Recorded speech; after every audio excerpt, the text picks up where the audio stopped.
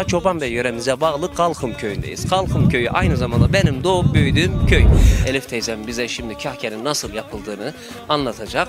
Şimdi burada genç kızlarımız var. Hepsi de kahke yuvarlıyorlar. Kaynanan var mıydı? Kaynanandan yaşadın mı? Kaynanam da vardı oğlum, kayınbabam da vardı oğlum. Düğünün nasıl oldu? Sana nasıl? Vallahi bana düğün etmediler. Düğün etmediler mi? Yok. Niye? Başlık vermediler. Kaynanam beni haz etmedi. Seni haz etmedi mi?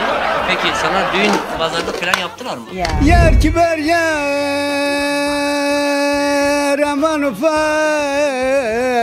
taşlar Dinlemesini seviyor. Bir tane hele Ferdi Tayfur'dan söyle. Ahım yerde kalmaz. Bunu sen de bil. Güzel söyledin. Vallahi sesin güzelmiş yani. Ben daha önce Ben de senin barmil tangırdıtısı gibi. Yok, varil tangırtısı olurum ya. Can kızım,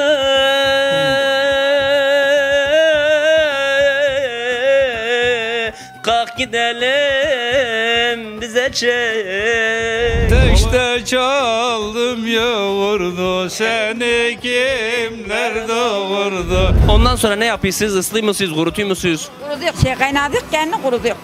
Kaynadıp kuruduysunuz ondan sonra. Peki, şimdi kavuracaksın mı? Kavuracak. Sen burada şey yapın, torunlar da kesiler. Kesilir he. Onlar da zamanla senin gibi böyle açmayı öğrenecekler. Onlar da zamanla İşte bakıyorlar, öyle. yapacaklar. Mezarlara şeker koyarlardı. Çünkü bu bayram çocukların bayramı, şeker bayramı. O yüzden mezarlara şeker koyardık ki hem çocukları mezara aşılamak, mezarları ziyaret etsinler hem de şeker toplasınlar isterdik.